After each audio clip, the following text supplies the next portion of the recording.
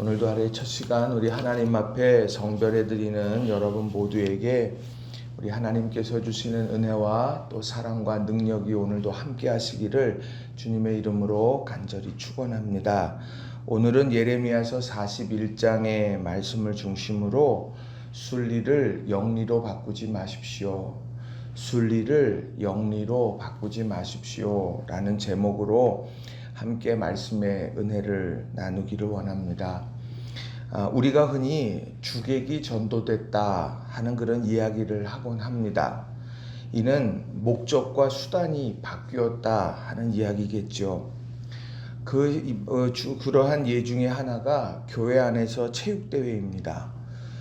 예전에 교회에 체육대회를 참들 많이들 했습니다만 중단하는 경우들도 많았습니다. 원래의 목적은 성도들이 재미있게 교제하고 알아가는 취지에서 체육대회를 시작했는데 막상 체육대회를 시작하니까 승부욕이 발동해서 다툼이 생겨나게 되는 그런 일들을 경험하게 되면서 멈추는 교회들이 있었죠. 주객이 전도됐기 때문입니다. 이런 예뿐 아니라 우리 삶 속에 무엇이 주인이고 무엇이 객인지 이것을 놓치지 않아야 그것이 진짜 지혜로운 삶이 됩니다. 그런데도 우리 신앙인들의 삶에도 이런 주객이 전도되는 것, 또 로마서의 표현대로 보면 순리를 영리로 바꾸게 되어지는 그런 일들이 왕왕 일어난다는 거죠. 오늘 본문은 바로 그런 순리를 영리로 바꾸었던 한 사람의 이야기가 우리에게 교훈의 말씀을 전해주고 있다는 거예요. 오늘 두 가지의 중요한 교훈의 메시지를 여러분들과 좀 함께 나누고 싶습니다. 자, 첫 번째로는요, 정성과 사랑의 관계를 악용해서는 안 된다는 겁니다. 정성과 사랑의 관계를 악용해서는 안 된다라는 거예요. 자, 오늘 41장 1절부터 3절에 보면 유다의 총독인 그다랴가 죽임당하는 것을 아주 자세하게 소개하고 있습니다. 앞선 장에서 말씀드렸듯이 그다랴는 이스마엘을 끝까지 신뢰했어요. 그러나 이스마엘은 그 신뢰를 도리어 살인하는 것으로 갚아버렸습니다. 그런데 어떤 과정을 통해서 했느냐, 이것을 보면 참 가슴이 아픕니다. 자, 예레미야 41장 1절부터 3절의 말씀 중에 1절의 하반절에 보면 이런 말씀이 있어요. 자, 이스마엘이 10사람과 함께 미스바로 가서 아히감의 아들 그다랴에게 이르러 미스바에서 함께 떡을 먹는 가운데 일어난 일입니다. 또 2절에 보면 느다냐의 아들 이스마엘과 그와 함께 있던 10사람이 일어나서 바벨론의 왕의 그 땅을 위임했던 사반의 손자 아히감의 아들 그다랴를 칼로 쳐 죽였고 함께 떡을 먹다가 칼로 쳐 죽였다. 이렇게 소개하고 있습니다. 거기에다가 3절에 보면 이스마엘이 또 미스바에서 그다랴와 함께 있던 모든 유다 사람과 거기에 있는 갈대아 군사를 죽였다. 그 미스바에 있어서 이런 일들에 대해서 알만한 모든 사람을 죽였다고 성경은 기록합니다. 자, 고대 셈족 세계에서 방문객을 존귀한 손님으로 대우했다. 내가 존귀하게 이 사람을 생각한다. 내가 이 사람을 친밀하게 생각한다. 라고 하는 것, 그것의 징표는 함께 떡을 떼는, 함께 식탁을 나누는 일입니다. 그 식탁에서의 관계가 그에게 있어서 상대방을 대하는 또 생각하고 있는 깊이와 아주 밀접한 연관을 맺고 있다는 거예요. 아마도 그다랴는 오늘 이스마엘이 10사람의 사람들과 함께 찾아왔을 때 이 사람들을 친밀하게 여겼을 것이고, 그리고 이 사람들과 함께 더불어서 식탁을 대하면서 완전한 무장을 해제하고 그들과 마음과 마음을 나누었을 것입니다. 그런데 오늘 이스마엘과 함께 있던 10사람은 이 그다랴와는 생각이 달랐습니다. 그들은 함께 떡을 먹는 가운데 그 친밀한 관계를 통해서 가까이 나아갔고 감추었던 칼로 그다랴를 죽이게 되었습니다. 그리고 그 일을 어떻게든지 다 감추고 싶었기 때문에 모든 유다 사람, 그 미스바에 있었던 모든 유다 사람들도 죽였고, 그리고 거기에 있던 갈대아 군사, 바벨론의 군사들도 다 죽이게 되었다는 거죠. 음식을 나누는 사랑과 교제의 자리에 도리어 선혈이 낭자한 죽음의 자리로 바꾸었던 것이 오늘 신뢰를 저버렸던 이스마엘의 모습이 되더라는 겁니다. 어느 것이 순리일까요? 오늘 정성과 사랑의 친밀한 식탁의 교제가 그것이 본질이고 추구해야 되고 붙잡아야 되는 것이에요. 그런데 때때로 우리의 삶 속에 그러한 것을 이용해서, 그래서 그것이 도리어 상대의 신뢰를 깨뜨리게 되어지는 일들로 변질되게 되는 그런 상황들을 맞이하게 되곤 한다는 거죠. 순리가 영리가 되는 겁니다. 이런 마음의 깊은 유혹과 이런 삶 속에서의 변질은 우리 삶에 멀리 있지 않습니다. 우리에게 가까이 있습니다.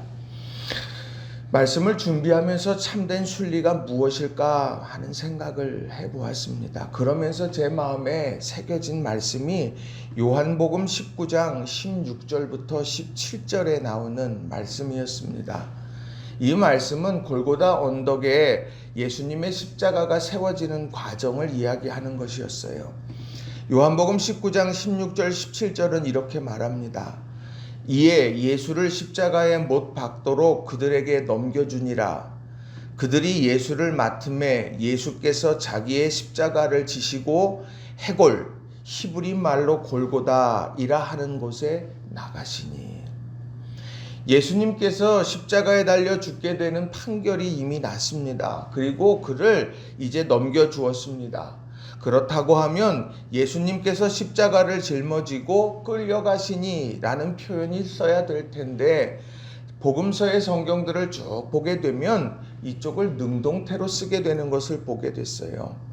예수님께서 자기의 십자가를 지시고 나가시니, 그리고 가시는 곳이 어딘가를 복음서마다 다 정확하게 해골, 히브리 말로 골고다라는 표현을 쓰더라는 거죠.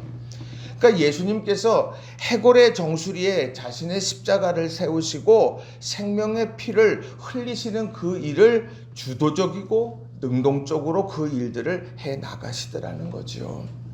시기로 인해서 예수님을 못 박았다고 성경은 이야기합니다. 대중들을 선동해서 예수님을 십자가에 못 박았다고 그렇게 기록합니다. 그러나 동시에 성경은 예수님께서 바로 그러한 시기와 선동을 뒤로하고 예수님께서는 해골의 정수리에 예수님의 보혈의 피를 흘려가도록 십자가를 지고 나아가시더라는 겁니다. 그게 신앙의 본질이 되더라는 거예요. 디모데전서 6장 10절에도 이런 말씀이 있죠. 돈을 사랑함이 일만하게 뿌리가 되나니 이것을 탐내는 자들은 미혹을 받아 믿음에서 떠나 많은 근심으로써 자기를 찔렀도다. 돈을 사랑함이 일만하게 뿌리가 된다. 돈은 필요합니다. 물질은 필요해요. 반드시 필요합니다. 그런데 그 물질을 사랑하게 되는 것이 문제가 되는 겁니다. 돈을 사랑한다라고 하는 것은 바로 그것이 목적이 될 때라고 말할 수 있는 거예요. 수단이 목적화되면 순리가 영리로 바뀌게 된다라고 하는 것입니다. 예수님이 골고다 해골의 정수리에 십자가를 짊어지고 나아가셨던 것이 본질. 돈은 사랑하는 것이 아니라 돈은 사용하는 것이 본질. 예배는 하나님 앞에 드리는 것이지 하나님 앞에 내가 하나님을 보는 것이 아니더라는 거예요. 예배는 하나님께 드리는 하나님의 만족을 위해 나아가는 것이지 우리의 만족을 위해서 드려지는 것이 예배는 아니라는 것입니다. 기도는 땅에 있는 우리가 하늘에 있는 하나님께로 나아가서 하나님의 능력의 통로를 열어가는 것이지 우리들의 공로와 자랑이 되는 것이 기도는 아니라고 하는 것이죠. 우리가 이런 모든 일들 하나하나들을 가슴에 깊이 새기면서 신앙의 본질을 굳게 붙들어가는 저와 여러분이 다 되시기를 바랍니다. 오늘 이 그다랴의 죽음 속에서 이스마엘은 정성과 사랑의 관계, 그것을 영리로 바꾸면서 그 일을 이루어 갔습니다. 우리 곁에 있는 우리 아름다운 사랑하는 성도들과의 모든 관계 속에서 그런 친밀한 관계는 신앙을 더욱더 아름답게 깊이 있게 내리고 또 보이지 않는 주님의 사랑, 그것을 보이는 서로 사랑의 아름다운 관계 속에서 꽃 피우는 것, 이것이 우리가 추구해야 될 중요한 믿음의 본질이더라는 겁니다. 여러분, 순리를 영리로 바꾸고자 하는 유혹, 그 유혹이 이기고 오직 우리의 삶 속에서 날마다 깊은 사랑, 대가 없는 사랑, 낮아지는 섬김을 통해서 서로를 세워가는 우리 모든 성도님들이 다 되시길 주님의 이름으로 축원합니다. 두 번째로는요, 하나님을 향한 열심을 이용해서는 안 된다는 거예요.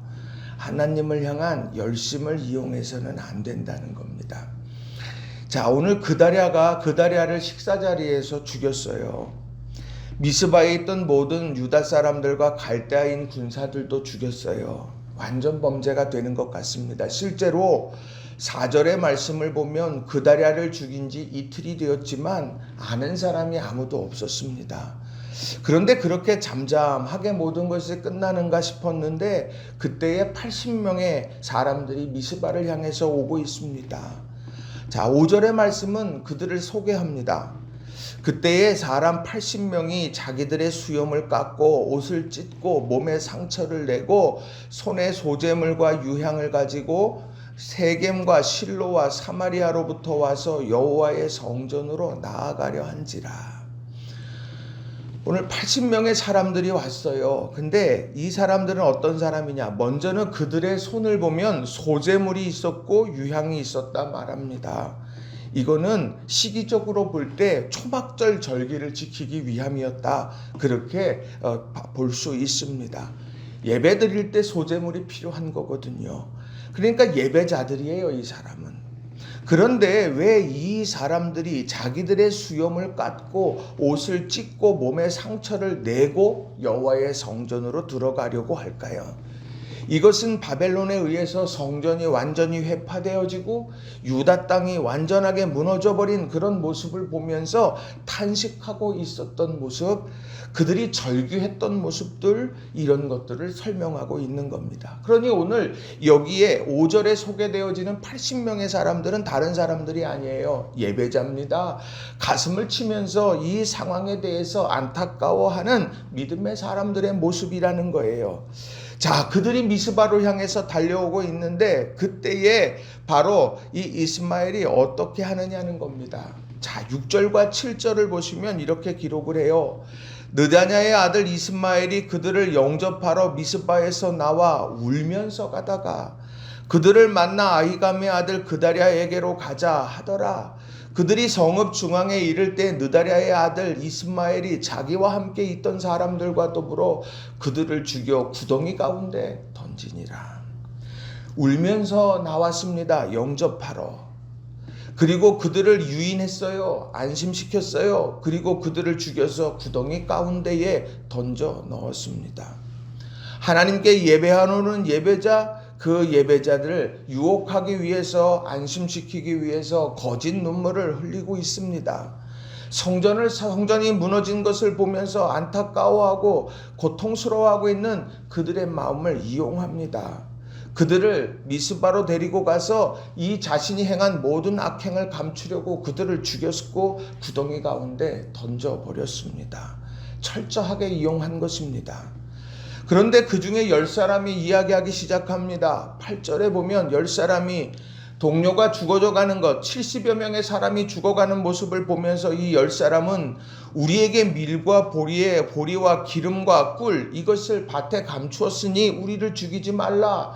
이것을 내가 당신에게 주겠다라고 그렇게 이야기했다는 거예요. 그랬더니 살려줬습니다.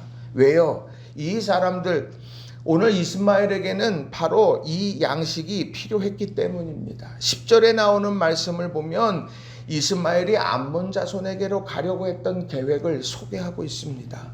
그곳으로 가려면